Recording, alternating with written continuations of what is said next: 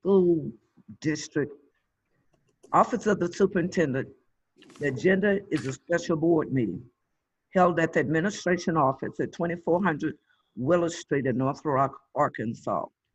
Due to the COVID-19 pandemic, the meeting will be held via a Zoom video conference for participants. Viewers will be able to watch the VA Zoom through the North Rock School District Facebook page live stream. Today is Thursday, May 2nd, and the meeting is officially being called to order. At this time, Ms. Colquitt, please call the roll. Sandy Campbell. Elizabeth Huggins. Here. Rochelle Redis. Here. Tracy Still. Cindy Temple. Natalie Wonka. Dorothy Williams. Here. At this time, our new business for this evening will be the employment of personnel presented by Dr. Jacob Smith, the Executive Director of Human Resources. Good afternoon, board. Thank you guys for being here. I wanted to ask you guys to approve the classified and the certified hires for this 2-week cycle. Okay.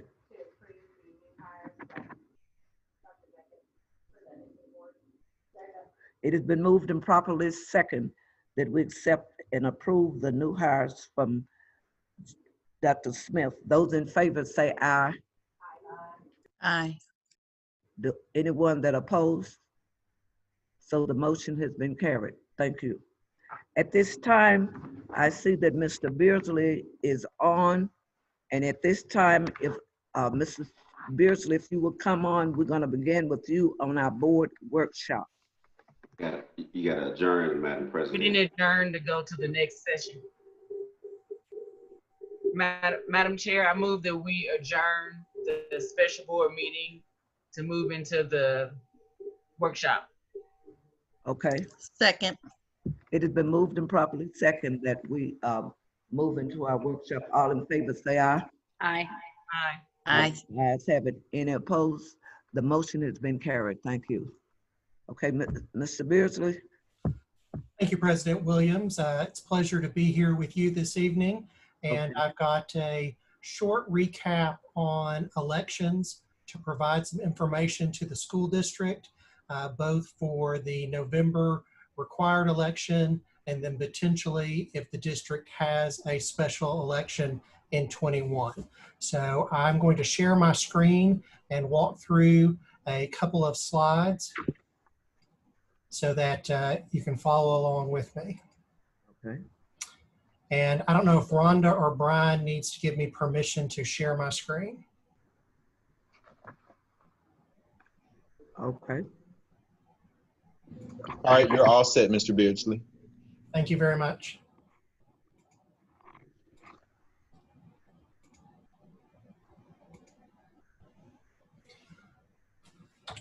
All right, so for those of you who are kind of new to the school board, just a couple of things that you might want to know about school elections. The district is required to present its millage to the voters every year, regardless of whether or not you're asking for any change to the millage. One of the other interesting things about school elections is if the millage request is defeated, the millage remains the same as what was approved last year. So the district really is not at risk if it asks for an increase or an extension, because if they're defeated, it just reverts back to what was approved last year. The school district has selected for its annual election to be November, which for 2020 will be during the presidential general election. Your information as far as board races and annual approval of your millage will appear on the same ballot that voters receive when they vote for president. Even though you're on the presidential ballot, you're still required to give your own notice to the voters about what's going to be on the school portion of the ballot. And you have to give that notice 60 days prior to the election. and it's called a proposed budget of expenditures. And at the bottom of the budget is the ballot language, and that lets voters see what's going to be on the ballot prior to the election. One of the other interesting things about school elections is you're required to publish this proposed budget for future school years, but it is not binding on the district. Another unique thing about school districts is that you're allowed to only have one millage election per calendar year, whereas cities, counties, the state can declare an election anytime they want to. If the district requests a special election for the millage, it does not change your board races. Those are still held in November of each year. Mentioned earlier that you're going to be on the presidential election. That's November 3rd this year. And that notice has to be published by October 26th. So our plan would be to present at your regular July meeting the 21-22 proposed budget along with the ballot information for your approval. And the reason you're approving a 21-22 proposed budget, even though we just started the 2021 school year, is that the millage approved in November of 2020 goes on the tax books in January of 21, is on the March of 21 tax bill. Those taxes are due by October of 21, which for you is the 21-22 school year. So that's kind of the annual election recap and kind of a heads up that there will be an action item during your July regular meeting to adopt the proposed budget for 21-22. Are there any questions about the annual election before I move on to special election? Any questions, board members, on that aspect that he just presented? Any questions? Okay. Okay. Ms. Campbell? Ms. Higgins? Ms. Rochelle? Ms. Temple? No. Do you have any questions? Okay. Okay, can you hear me? No, you are sort of,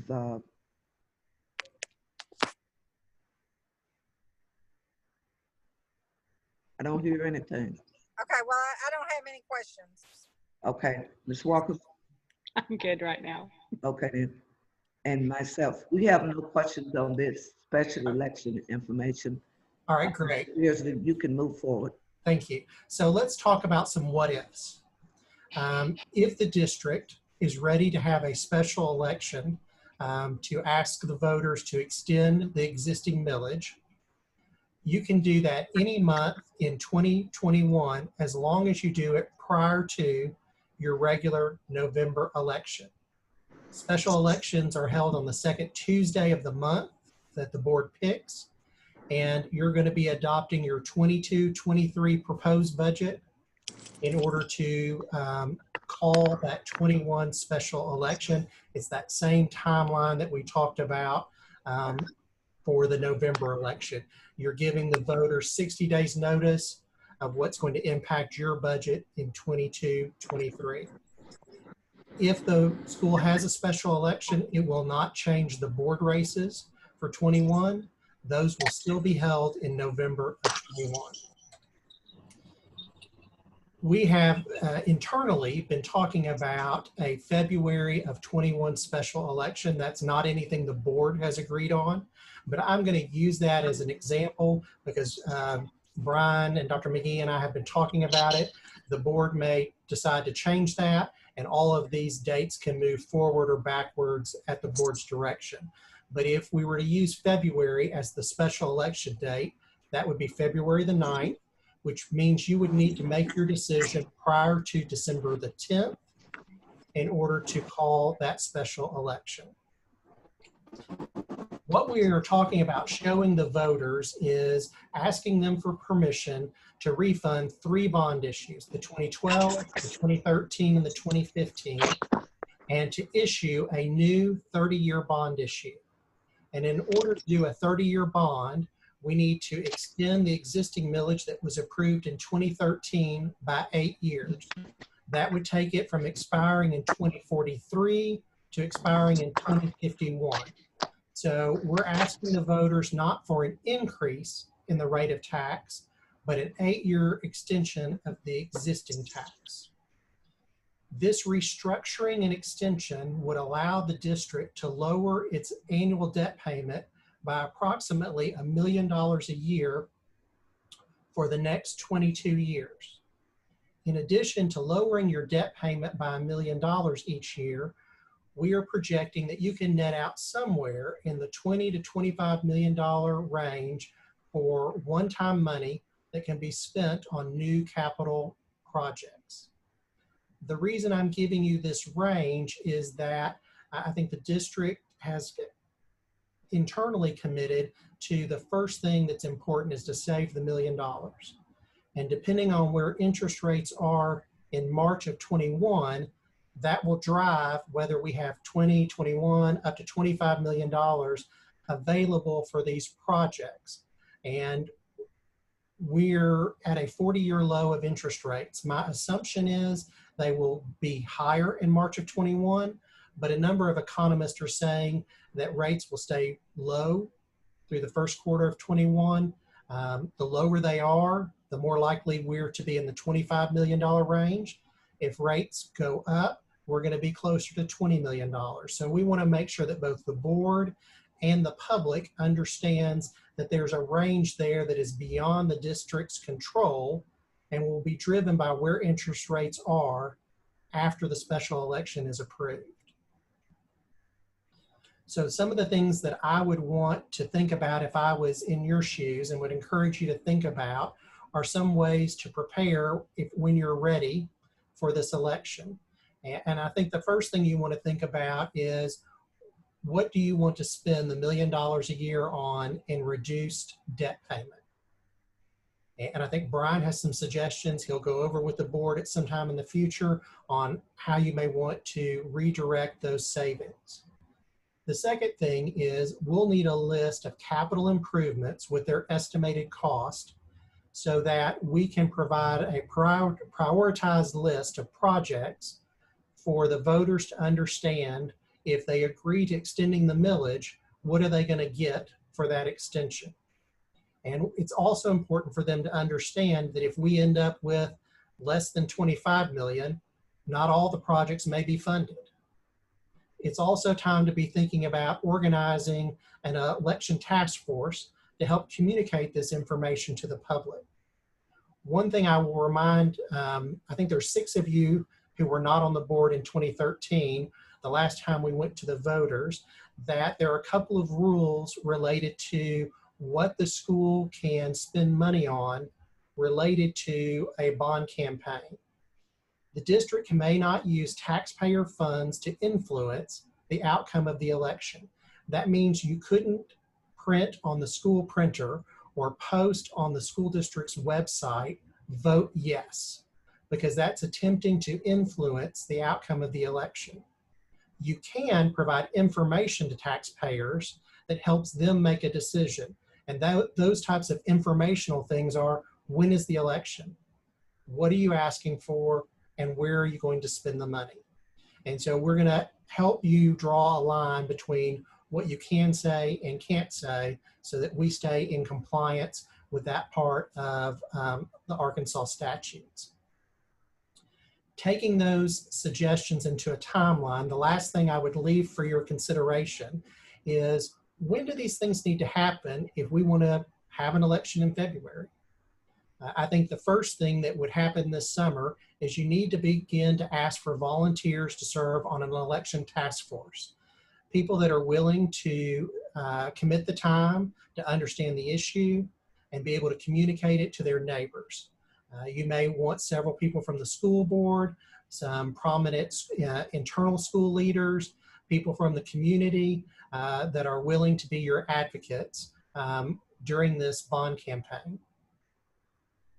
The sooner we can put together the prioritized list of capital needs, I think the easier that is for the task force to begin to communicate it. So I would say no later than October. The school needs to have that list of capital needs.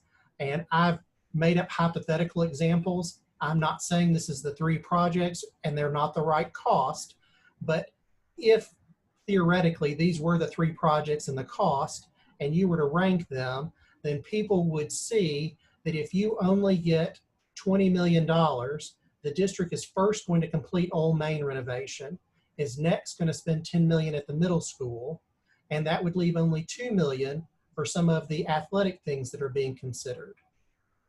If you get all 25 million, then the district's plan would be to complete all 3 projects. So the level of detail that you want to provide, whether you want it to be 100 projects or 2 or 3 really large ones, really is up to the board.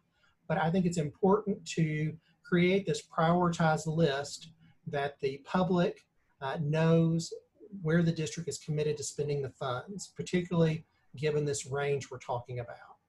If we can have that done by October, that would give the board a full 30 days to make sure that they don't have any further questions, so that at your November the 19th regular board meeting, you could officially call for the special election and adopt the necessary documents. Then the publication would go over to the paper, run before the deadline, and that would give, excuse me, that would give the campaign December and January to make sure your information is out to the voters, setting us up for our February the 9th election day. With voter approval, we would sell the bonds in March, and you would have money in your account the last week of March, the first 2 weeks of April. And there would be no tax increase conveyed to the county. It would just be the same rate as currently being collected. And the new lower debt payment would help the school district's budget starting in the 21-22 school year. I've kind of gone through that a little quickly, but you have it, and I have emailed these slides to Brian. If you want to go back and look at the timeline, think about it, but this gives you some framework to start thinking about what steps are necessary when the board's ready to move forward. We can obviously modify this if February is not the right month, but here's some information, and we would be glad to provide more at the board's direction. Mr. Beardsley? Yes, ma'am. At this time, if you don't mind and you have the time, would you be kind enough to answer any questions that the board members may have? I will call the roll. Yes, ma'am. Ms. Campbell? Okay. Ms. Huggins? Yeah, if the voters don't approve the extension, then what? So really you have 2 choices at that time. If the voters don't approve the extension, and let's say you have a pretty solid defeat, and you decide you don't want to go back to the voters. If interest rates are still where they are today or have not increased significantly, we would come back to the board and say, would you like to just do a straight refunding? We think we can still lower your debt payments about $1 million a year, but you will not get the $20 to $25 million for projects. If the election is close, or you feel like if you changed some of the projects, then we would probably wait until calendar year 2022, and you could go back with a second campaign back to the voters. Okay. Dr. Reddish? I'm good. Okay. Tracy Steele, did he come on? Okay. Ms. Temple? I'm assuming based on what you said, you feel like February is the shortest time frame we have. There's no way we could do it in this fiscal year, or I mean in this calendar year. That's a great question. It is still possible to have the election this year. And so what the board would need to decide is, number one, do you want to have it on the November presidential ballot? And if you feel like you can get your information out to the public and that they understand it's not a tax increase and it is an extension, then the board could make that decision as late as August. Let's see, the end of August would still allow you to give 30 days notice. If the board wanted to have an October election 30 days prior to it, then you really have to make that decision by the end of July. The reason I picked February is with Christmas break, you're not really going to be able to communicate with some of your school channels to remind people of an early January election. So February is really the earliest date in 21 that allows you to remind people elections coming and hopefully get out school supporters for that election. Ms. Temple? Well, I hate to miss the opportunity of the lowest interest rates or have to wait a whole nother year to go through the voting process again if it didn't get passed. So I was just wondering if there was a way to do it sooner. Okay. Did he answer your question? Yeah, he did. Okay, thank you. Ms. Walkham? I have no questions. I'm good. Okay.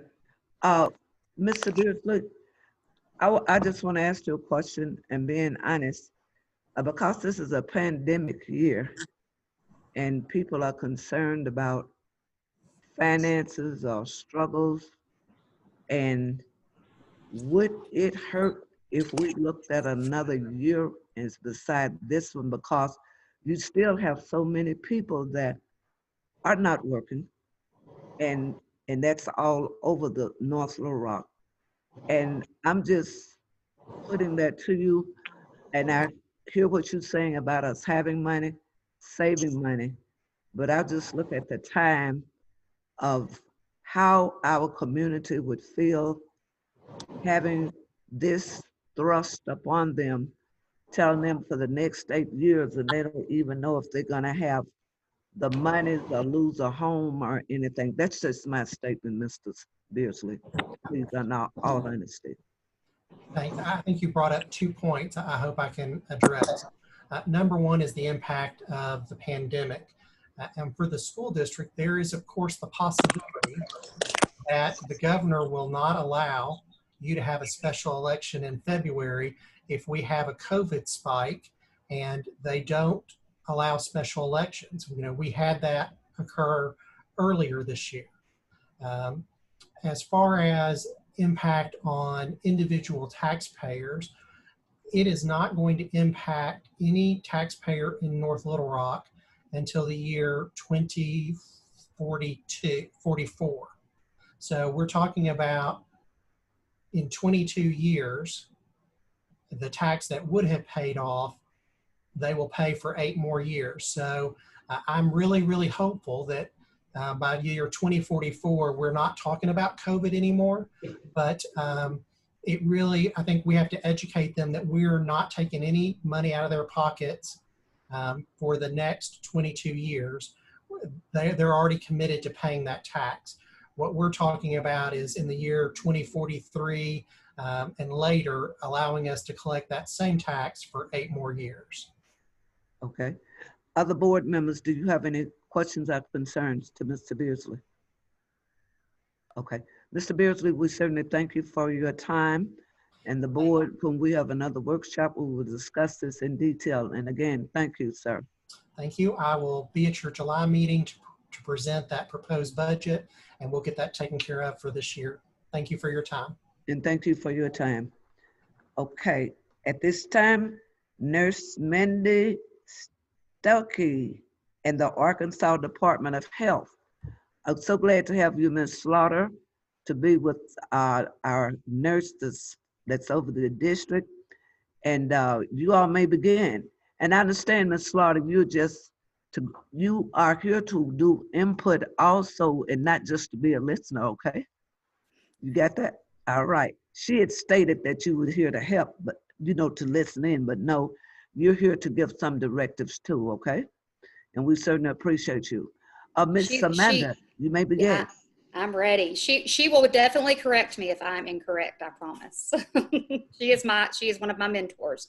That is Lynette Slaughter, and she is our community health specialist nurse for the North Little Rock School District, and she is housed at the North Little Rock Health Department. And I'm Mandy Stuckey, the nursing supervisor for the district. I'm just gonna plan on just talking through some points tonight, and then when I'm done, y'all feel free to ask any questions that you want. I'll try to answer them, because as you know, we are in quite a bit of a questionable time. I want to preface this by saying that our goal as a team in North Little Rock School District, when and if we return to school, is to provide a safe experience as possible upon re-entry to school that includes a quality education with opportunities of social interacting and extracurricular activities, while at the same time adhering to the Arkansas Department of Health guidelines. That's our goal. I want to really emphasize that the best defense against this virus is face coverings and hand washing. Those are the two greatest things we can do to help us in the school district upon re-entry to school. So let's talk about face masks. I know that's a very popular subject. The North Little Rock School District team is strongly recommending that all students and staff wear a face covering. Currently, the Arkansas Department of Health is recommending that all individuals age 10 and above wear a face covering.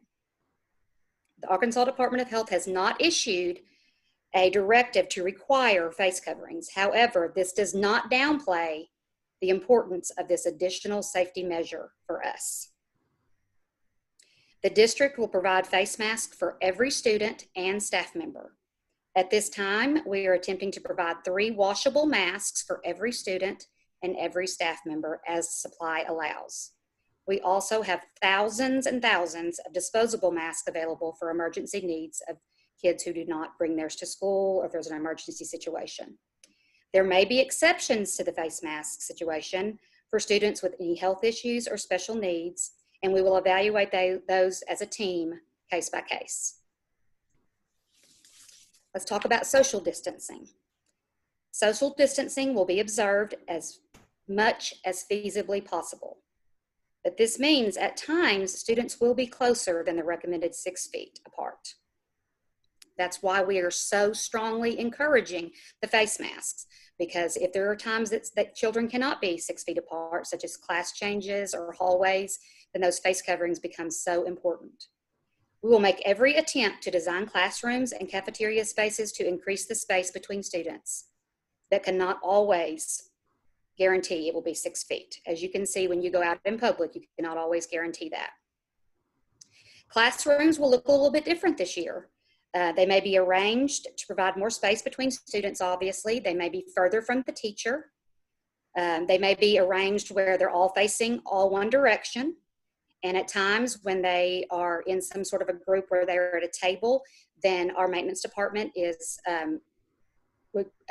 making us transparent dividers between students so they are protected. Those special little areas in the classroom, like reading areas or socializing areas where we have bean bags and soft chairs and couches, those probably will not be there this year. We can't afford to have those for safety reasons. We will also make every effort to keep supplies and materials from being shared by students. As far as our school plays, gatherings, concerts, performances, sporting events, the Arkansas Activities Association and the Arkansas Department of Ed will release guidance for us on those situations, but we need to expect that large group gatherings will be very limited this year. As far as our PPE that we have are going to provide for our schools, so far we have ordered, like I said, 3 washable cloth face coverings for every staff and student. We've ordered over 1,000 boxes of gloves. We have ordered N95 masks for those who require them. There will only be a few people in the district, like nurses, that require an N95 mask. We've got those ordered. We have thousands and thousands, I think above 30,000 now, disposable masks on hand. We have face shields available for those who need them. We have disposable barrier gowns ordered for any of our special needs paraprofessionals or teachers that will need to use those for different reasons. We have protective eyewear ordered for the special need, the nurses, the special needs paras, special needs teachers. And we have so many sanitizing and cleaning supplies ordered from our custodial staff. Now let's talk about what's on everyone's mind. What happens if we have a COVID suspected case or a COVID positive case in our school? Amanda, before you move, let me just Yes. interject one thing real quick to the board. Also, board, we have ordered quite a few hand sanitizing stations to go in each of our school buildings. So we have those hand sanitizing stations that will be mobile, that we're going to place all over in every last one of our schools and all of our buildings for North Little Rock School District. Thank you, Manny. Yes, I know that Kim Martin has ordered over 50 of those for all of our buildings that are hands-free, movable hand sanitizer stations. Any employee or student that has a symptom of COVID-19 should seek medical attention in the health room with a nurse as soon as possible. Symptoms, as you probably all know, are fever above 100, a cough, a shortness of breath, or loss of taste or smell. When they get to the nurse, they will be assessed and to see if they have any COVID-19 symptoms. If they are positive for symptoms, I'm not talking about positive for COVID, I'm talking about if they're positive for symptoms, they will be masked immediately if they are not already masked, which we hope they are, and placed in a supervised isolation area. Keep in mind that those isolation areas will be supervised, and those supervision staff will be trained on what to do, and they will be close to the nurse. The nurse will arrange for dismissal or pickup by the guardian. We will urge the guardian to proceed with COVID-19 testing, and we'll give them information on how to do that, when and where to go. We will document in a tracking system that we have begun. We'll notify the principal or the employee supervisor as soon as possible. And we'll notify the custodial staff to properly disinfect the contaminated areas that we identify. And we will, of course, contact the Arkansas Department of Health for guidance of what to do next. Once that person who is suspected of COVID or is positive for COVID, upon re-entry to school, we will require that the Arkansas Department of Health authorize the employee or student to return. The nurse will be required to receive some sort of notification that this student or employee is allowed to return to school before they re-enter the school. And the building nurse at this point will also document in our documenting system so we can trace things and be readily available to instruct the health department on who this child has been in contact with. We will be working very closely with the health department on tracing close contacts. And that's what I have so far informationally. I'm going to open y'all up for questions for me or Ms. Slaughter at this time. Ms. Campbell, question? Okay. Ms. Huggins? Yeah, so when we advise the parent or the staff member to go get tested, what if they say, I don't want to do that? If they refuse to get tested and they have symptoms, then they cannot return to school for 14 days. Okay, hold on a second, I had another question. You got the COVID brain? Well, I mean, we've had it at our house. I've had it. My husband had it. Me too. So, you know, Me too. you know, I'm just trying to think about, you know, the things that we never thought to ask. I don't know. I guess that was my big one. Well, if you think of it later, you can always ask it. I'll be here. Okay. Dr. Redis? Yeah, I have a couple. Are there confinement rooms at every school? We are choosing them. We are choosing them. My recommendation is that they be as close to the nurse as possible. Okay. And be isolated from other students and other employees. Okay. I asked that because that leads into the second concern that I still have working for the school district before. I know that there is times a parent will give a child Tylenol the night before, and then they get sick while they're at school. Every day, girl, every day. And the phone number has changed, and Yep. the child is sitting there for the whole entire day. Every day, so- girl, every day. So what would happen? Will this child get a notice saying that, we tried to contact you, and they It will can't come be back? just like any other illness. We will do everything possible to contact a parent. We have been known to send our social workers to the door of the parent. We've sent our resource officers to the door. We will do everything possible to get them home. If it's not possible, then we will take care of them and they will be isolated. Gotcha. And lastly, if someone they do test positive, what's going to be the protocol? Are we sending that class a notice home that someone in their class was tested? We will be, the guidelines have not come out specifically of what we are to do at this point. They had come out with, out for 14 days and things like that, but they are not going to be for sure with those guidelines. The Department of Health has made it very clear that they're waiting until the end of July or the 1st of August. But I'm treating this like, for instance, when we've had outbreaks of whooping cough. Okay. Immediately, I contact the Arkansas Department of Health Communicable Disease Department, and they give me instructions of what to do. And that's when we sit down and figure out who's been with that student for more than 10 minutes for the day that have been 6 feet apart, and then we go from there. We start. That's why we in the July 16th board meeting, which I will not be at because I'll be at the beach with my family, or I'll be at an airport actually coming back home, depressed that I'm leaving my beach trip. We are going to talk about a software program that we're wanting to get for the nurses, and that'll be a long further discussion. But it has a tracking for COVID and tracing system in that, which is going to be so much easier on the nurses to deal with this while also seeing patients and giving meds and giving insulin and everything else we do all day. Okay. Thank you. Okay. You're welcome. At this time, Ms. Temple? Ms. Temple? Okay.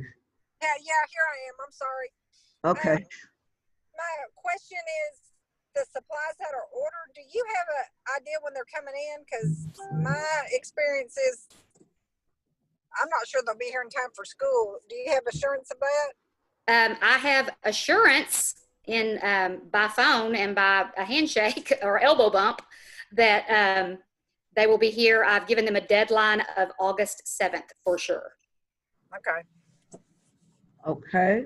The next person, Ms. Walkham. Mandy, will we have any of those COVID tests on hand? Well, I have that little idea in the back of my pocket. We do have already a memorandum of agreement with Natural State Laboratories that we did strep and flu. And if Medicaid continues with, this will be talked about in the future, guys, because this is not for sure yet. And I'm sure someone's going to quote me on this, but this is not a for sure deal yet. This is just in the back of my pocket as an idea that since we do have a contract with them already, that if Medicaid continues to have a waiver for COVID-19 like they do right now, before the strep and flu did not go as well as we expected because Medicaid required a PCP to give an order in order for the Natural State Laboratories to be reimbursed. And so that caused a problem. Right now, there is a waiver. You do not have to have COVID-19 PCP order test for the test. And so if that continues when the school year starts, I will be completely on that to get that started. But that is not a for sure, guys. That is only an idea I have in the back of my pocket. Okay, so another idea in the back of your pocket. Okay. Or my pocket. What about changing the drink fountains? Could we change those over to hand washing stations where we could increase those throughout the school buildings? We possibly could. I'd have to talk to maintenance. I don't have an answer for that right now. I know we are not going to be using the drinking fountains right now. We are going to encourage everyone to bring their own water, and they can have water throughout the day. I know that we've discussed that in our task force meetings, that every kid will be allowed to have a bottle of water in the classroom. That may be some exceptions to that when they go to computer lab or things like that. But like we do for any kid who has special needs or any kind of a health issue that we put in a 504, it'll be like everybody has a 504 plan this year for water because we will not be using the drinking fountains. Are you through? Yes. Okay, thank you. Well, Dorothy Williams, today, Mrs. Stuckey, I had an opportunity to tour one of the elementary schools, and I would personally like to give a shout out to Miss Kim Morton. They have a custodian asked me if we could come just to see that the work that they've been doing, and it is phenomenal. And they have dividers for water fountains that the kids, when they go get the water, they have the plastic dividers. And Yes, that's we've already, Mr. Hatch has already built those, and they have been installed at the water fountains. I mean, at the hand washing stations as well at Pikeview. They put them in between the Well, hand it's a washing very stations. good job. And they have and when I walked in the building, everything was covered in plastic, sanitizing, windows were clean. You could see everything. And to me, I just want to give them a shout out. I think that they're doing a tremendous job for all the schools, because the custodian said that Kim and Carvin both, they monitor those buildings every day to make sure that they're doing their jobs. And I thought the compliment to them and what you all are doing. Miss Kim and I have been Miss Kim and I talk every day. We've become very close friends. You all are doing a phenomenal job. I want to thank you. One more question, if you don't mind. Sure. Yes, Ms. Walker. So we talked about tests, having those on hand. We talked about hand washing stations.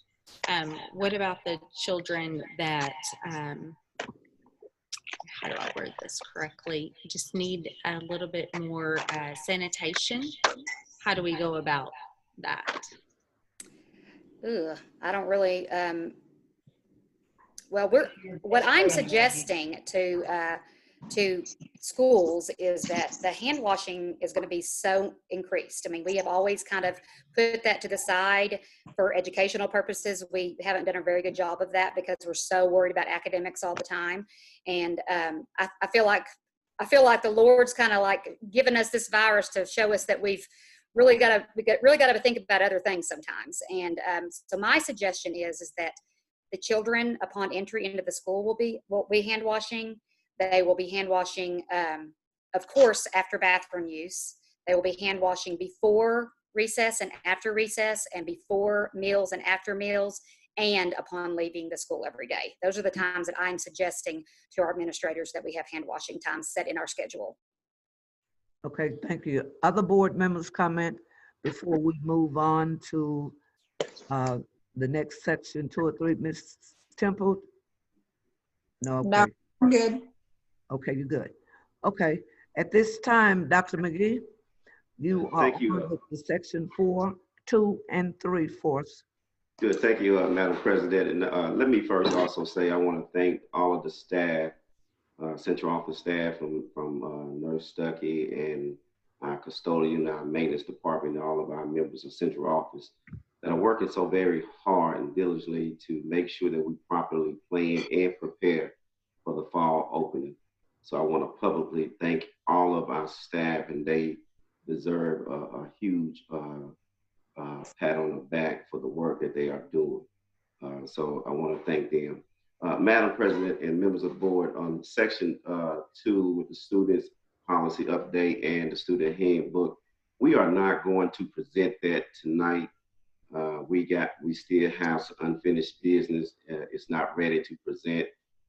We are going to try to move forward, get that ready to you as soon as possible with some changes, and then we will look to bring it back to the board to review for input, and then after your input, then try to get it passed and voted on so that we can move forward before the start of school. So we ask that you would just wait and be patient with us as we try to work on some changes for those things right there before we present it to the board. Okay, thank you, Mr. McGee, and thank you for sending the communications out to us earlier. Okay, at this time, Dr. Smith, Employee Handbook. Hello again, board. I don't have, this is a 36-page document, I believe. I don't want to go through it page by page, but I definitely provided it to everybody.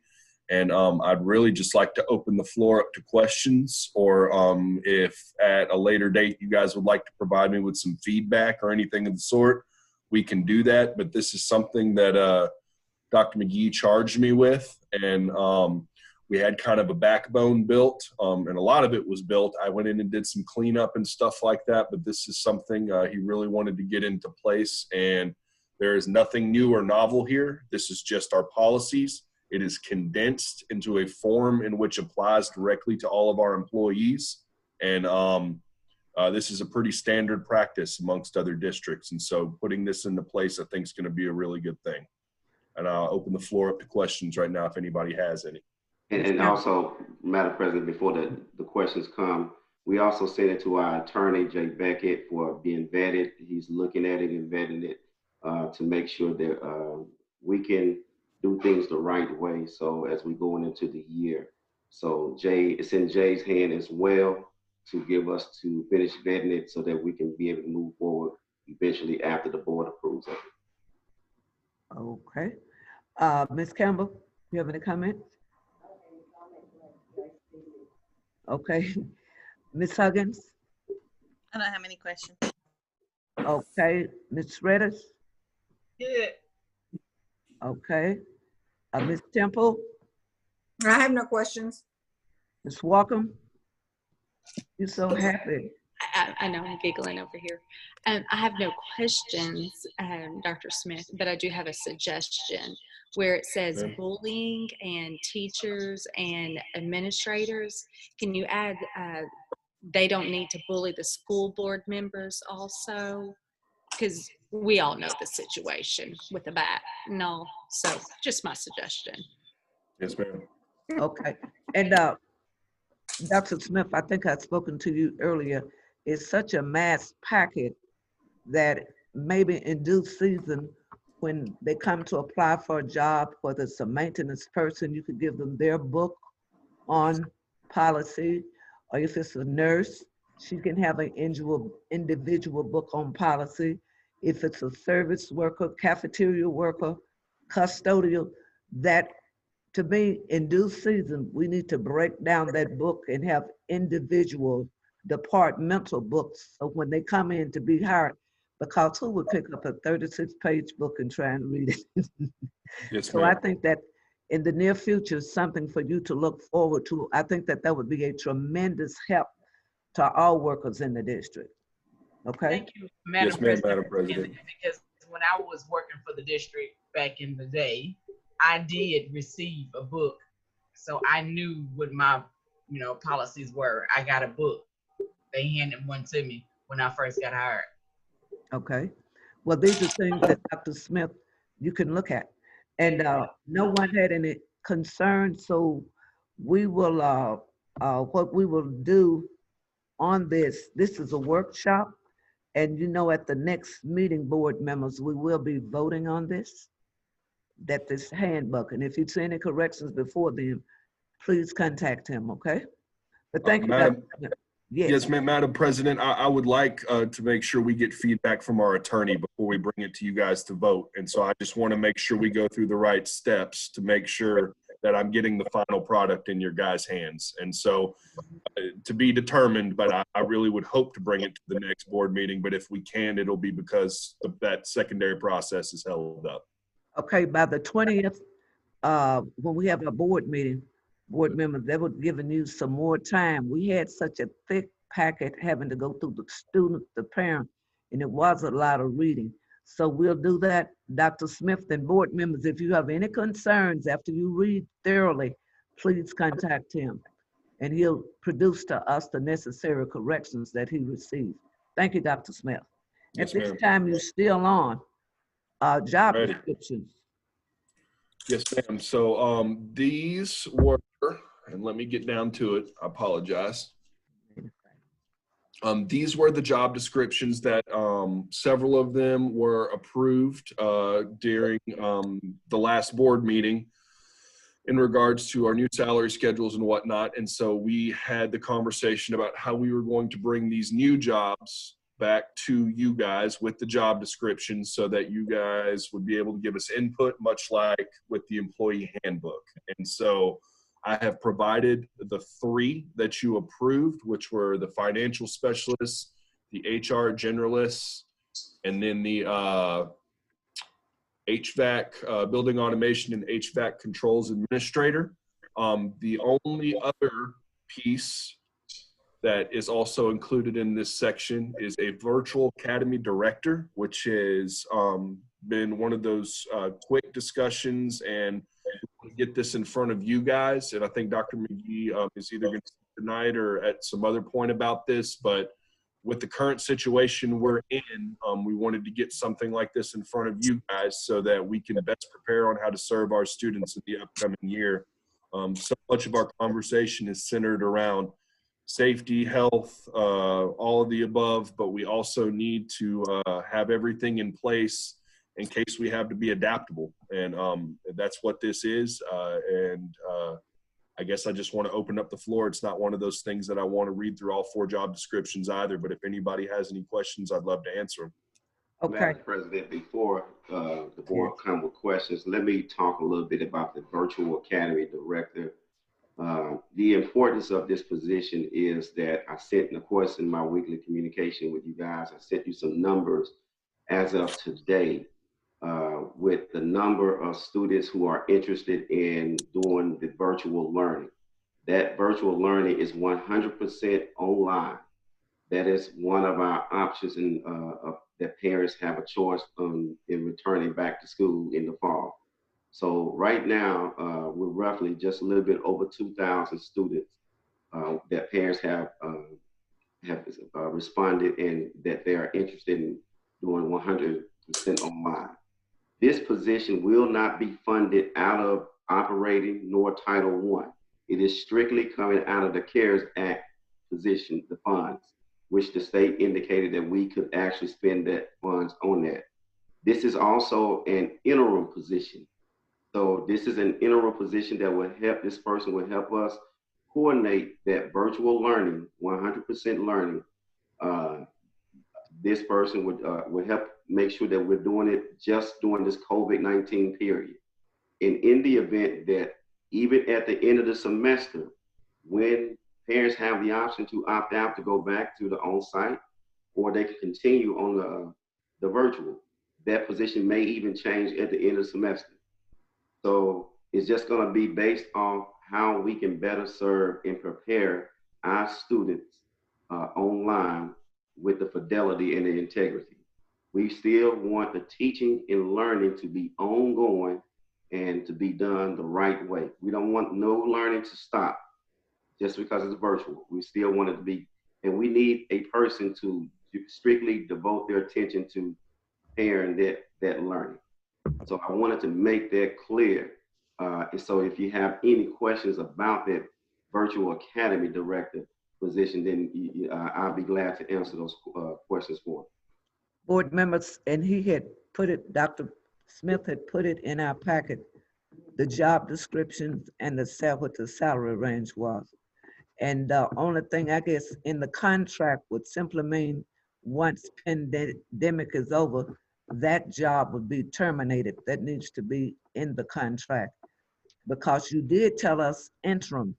So if that's interim, when this is over, Dr. Smith, you need to document that in that contract, whomever gets that position, you need clarity on it, but I think it needs to be stated in the contract, interim.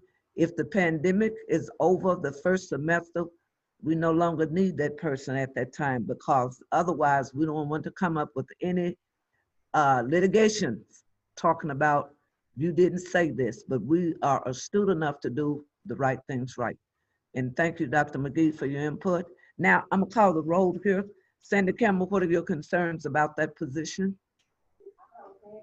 It's gonna be someone that we can, if we don't need them after a certain point, but I got a feeling we're gonna need them all year. Okay, Ms. Huggins?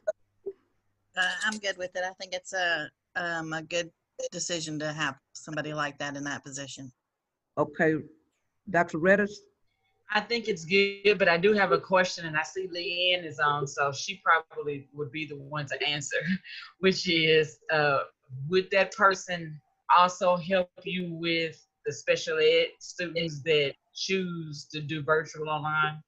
Or Yes, would you ma'am. take care of that part? Okay. I would still help with the special ed, but depending on the number of special ed students that choose virtual, we're also going to allocate therapists and teachers because we're going to not need as many in the buildings, but we haven't gotten to that plan yet. I got on tonight because I had a feeling there would be some questions about special needs. So I'm here if y'all have any for me. Okay. Dr. Redis, did she answer your question? She sure did. Okay. Ms. Temple? I was just curious in the job description, you have the position is supervising assistant principals, counselors, teachers, teachers' aides, secretary, clerical staff, custodians, and I guess that kind of surprised me to see all that. So the way we are right now, Miss Temple, and again, what direction from the state, all sorts of things come down the pipeline every week. But right now, we do not have a standalone virtual academy, so with its own LEA. So what would end up happening is, and I don't want to speak out of turn or anything of the sort, but would have basically virtual learning occurring at each of our building sites in some form or fashion, if that makes sense. And so that's the way it looks right now. So that virtual academy director is going to have to coordinate with the principals, going to have to coordinate with the teachers at their building that we're using for the virtual learning in regards to their kids that are part of that. And so all of the things have not been ironed out in regards to that, but they're going to wear a big hat. Huge hat. Yeah, as of right now, it's 2,000 students, and a lot of things get removed from that. If you think about it, you're not going to have on-site discipline. It doesn't look the same as it would for a principal or somebody else, but they're going to make up for their time in other ways, having to manage the systems and making sure that teachers are being able to reach out to parents and keeping them informed. And so this is phase one, but it's coming at us quick, and we're wanting to get something in place so that we can get somebody in there if need be, and us move in that direction. Okay, well then my next question would be, does it have to be spread out all over the district? If it's virtual, can it not be all rolled under one school? Well, so what we are doing right now, so this is what the conversation we're balancing. And if Dr. McGee, you want to speak to it, or I can have the conversation, it doesn't matter. Yeah, let me speak to it. Ms. Temple, that's a very good question. We are petitioning and kind of making sure that before we try to attempt to apply for LEA for this, we need to make sure that we have to try to sustain it. So right now, we're thinking this is just a temporary position. So because it's going to be temporary, the best way we're trying to make sure that we can do the scheduling of kids, because they're spread it out through all 14 campuses. So right now we don't have an LEA. So that's the only way that we can do it. That person will have to work with every principal and every staff in our district, because we can't put the kids up under one school. They're going to be assigned to their individual school, if that makes sense. If they had their own LEA, then we could put them up under their one school, but we don't have one. And because we're looking at a temporary position, I don't think that would be wise to do that right now, in my opinion, when it could change in December, at the end of December. And Dr. McKay, permit me, Ms. Temple, let's say we have an example where we have 100 kids from Ridge Road that want to participate in virtual learning, and then we have 300 from Glenview. Well, now we've got to use our human capital within those two schools to service those kids that are going virtual, because the same need for students does not exist within those buildings. And so where we're going to end up staffing wise in regards building to building to building will be based on the needs of our parents and community. And so those are the conversations we're having daily to make sure that we serve the community of North Little Rock in the best possible way. And also, we want to stay financially sound. We're not trying to add any additional staff. We're not trying to hire any additional teachers for this position. We want to use the human capital that we currently have. So that's why we think this is the best way, and we're still working through some challenges. So if you have some suggestions, we're open to listen to all of them. Okay. Ms. Temple, were you through? Yes, I was just trying to understand that that's going to be a very big job. Okay. Ms. Walker? So just for clarification, the virtual academy director will not have its own LEA, correct? Not at this time. That is Okay, correct. that's fine. That's fine. I just wanted to clarify that. And then stepping back to the work schedule, a 245-day contract. I understand this comes out of the CARES Act fund. I get the salary. I understand where the money's coming from. But we just cut days off of our existing staff, if you will. So the 245 sticks out to me where it's almost like a thump on the ear to some of our people, our staff members, our team members, as in nanny, nanny, boo, boo. So I just want to make you two aware of that small situation there. Okay. Let me comment, Ms. Walker. That's a very Yeah. good suggestion right there. We want to do this right, and realizing that this is new to North Little Rock and is new to our students, more importantly, it's new to our teachers, so, and our parents. So this person got to go and start planning immediately how to train students, teachers, and parents. And we're up against a timeline. So we want to do this the right way. We want to make this, in my opinion, we want to make this we want to make this position the best option that we have right now, because that's how we want to do things the right way. So we want this person to get started now, planning that professional development and getting ready for the fall. Ms. Wonkum, the other piece I can speak to in regards to that, we had the conversation as far as a coordinator or a director went. Since it is an interim position, the days are fluid. If we no longer need the position past December, then that's a decision that we can make as a board and as cabinet and everything else. If we are still in a situation where we need the virtual academy come next summer, then we're going to have to offer summer school through that format. And so that was the conversation about the 245 days, is that person will need to be available for that summer school situation, because the only other option we would have for people to be in person. And if that's not what the parent or the child wants, then that would service that need. Board members, next person, Ms. Walker, did he answer your question? Okay. I'm glad you cleared that up, Dr. McGee, because I know we had all of our administrators are certified, and I wanted to make sure that they're working and doing their jobs because before we hired this person, they were blending and doing the learning, okay?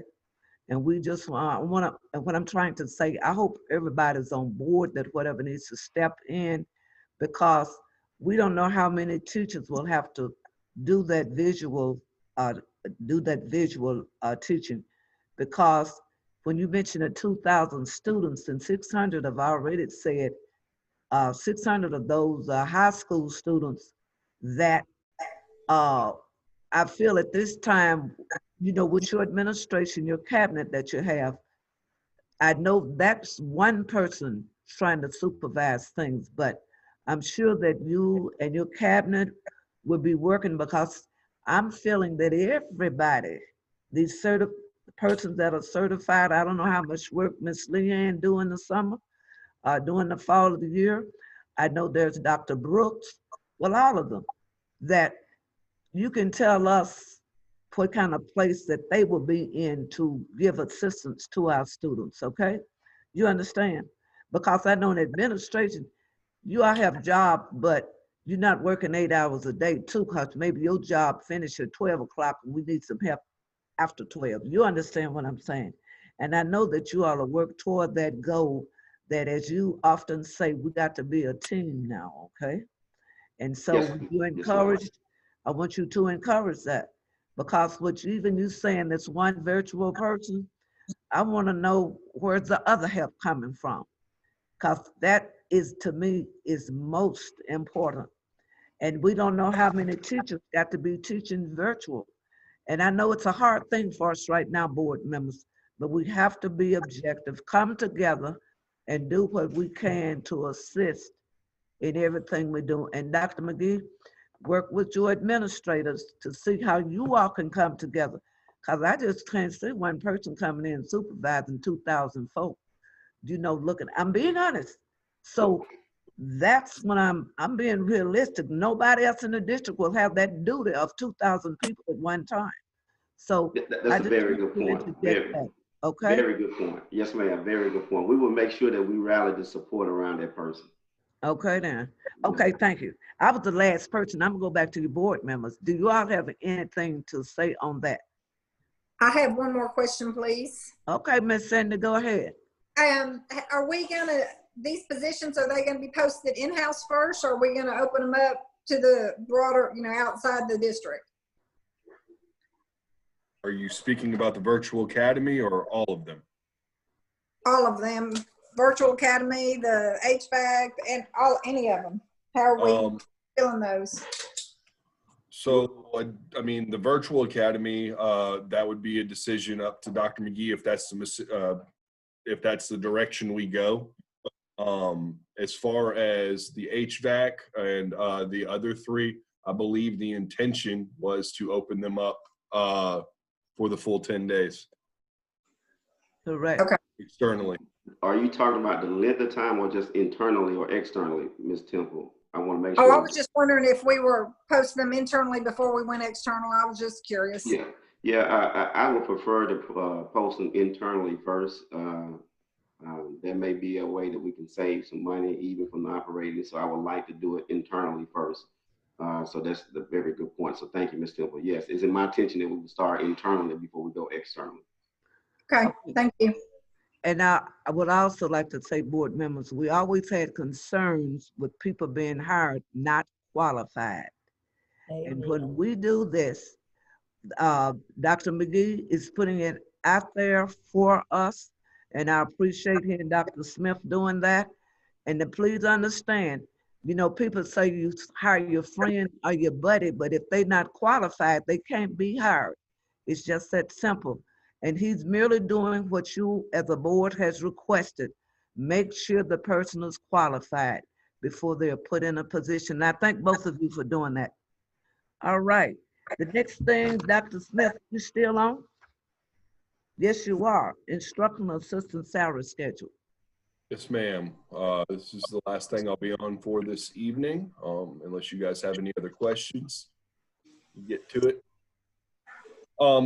Basically, the only thing I'm going to ask for is the addition of the 8% for the associate's degree. I had a conversation. This is a practice we have been doing, but the 8% is not physically located on the salary schedule. This would be, for some reason, the only salary schedule that applies the 10% for the bachelor's that does not have the 8% field in there as well. And so I just wanted to make everybody aware that that's what we're asking of the board, and I'm going to bring that for you guys to vote on at the next board meeting. Okay, board members, did you have any questions concerning this? It's on page 212. Can we afford it? Yes, ma'am. It's already, according to Brian Brown, it's already been in practice.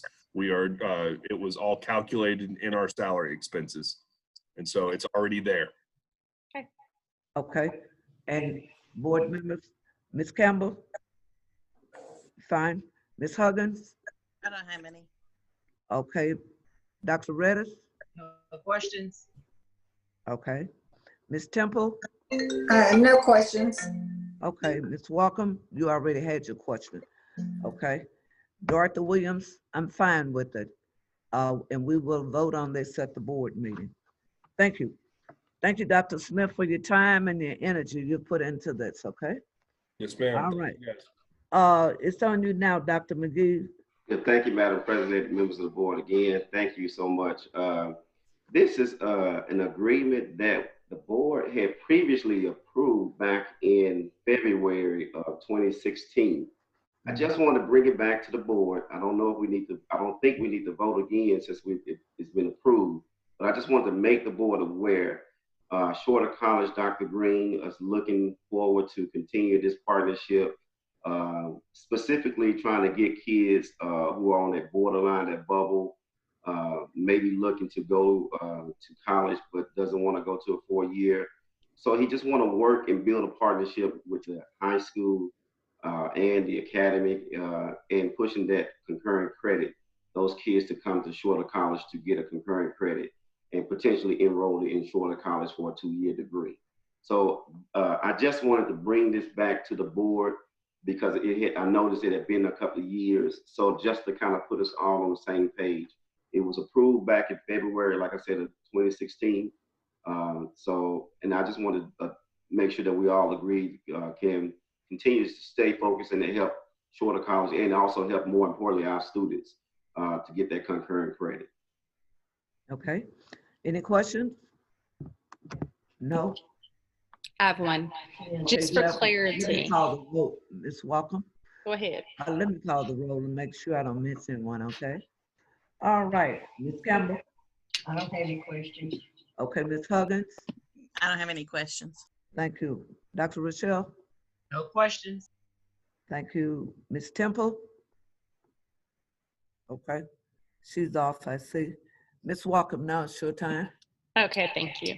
So on page 213, it says the North Little Rock High School and the North Little Rock Alternative School. We understand they're both underneath the same LEA number. I get that.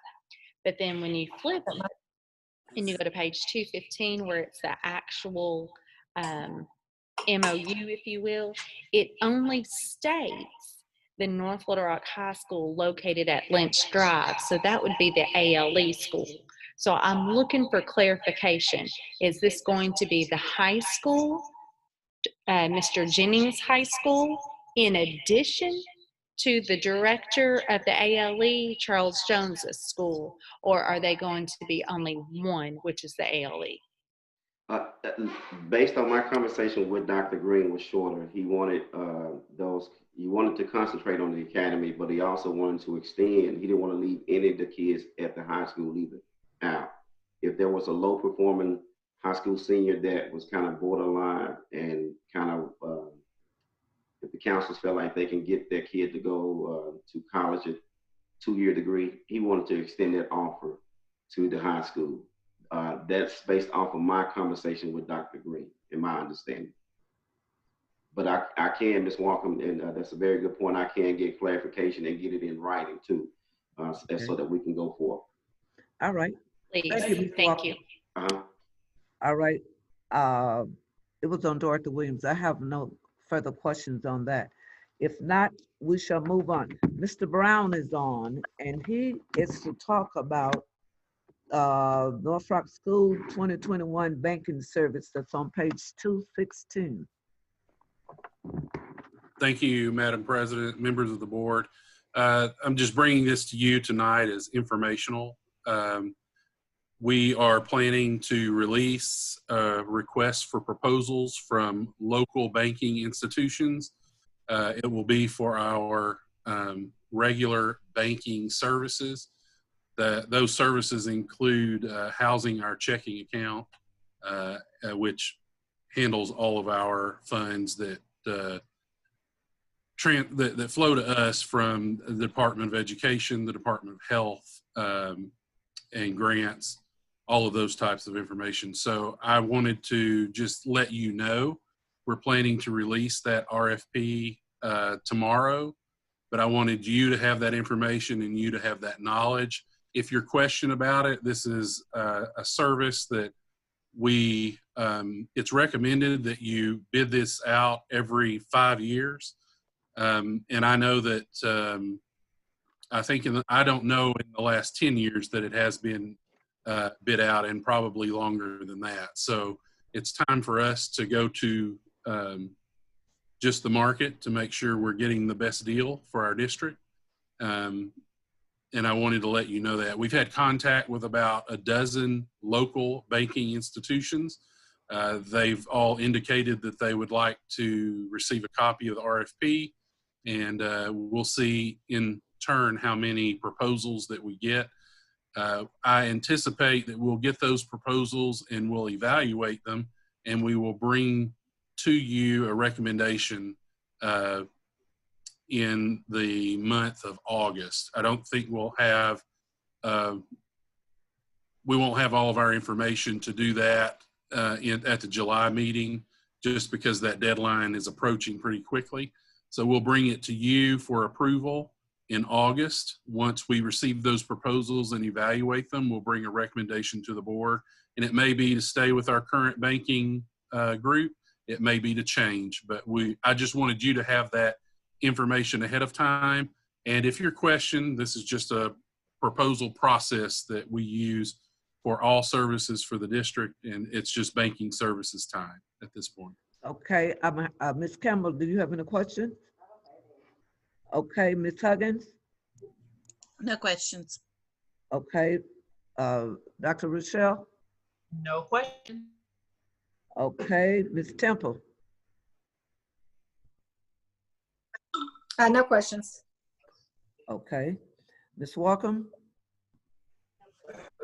Okay, I have no question. So when you get down to this, what they're sending in proposals that we can do the banking with them, is that correct?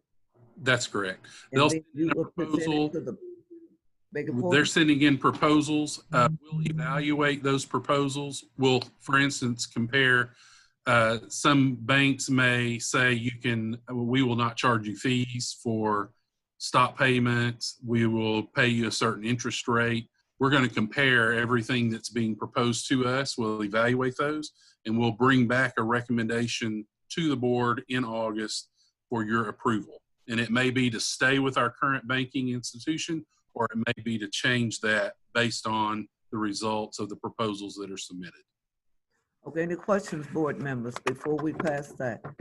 Any more?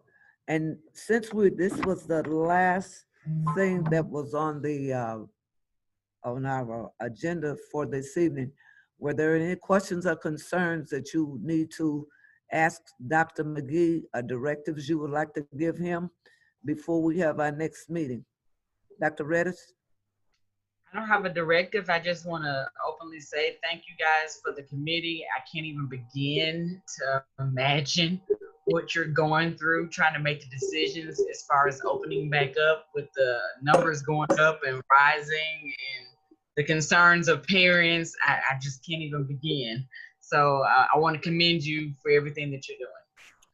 Okay, but there are other comments, board members?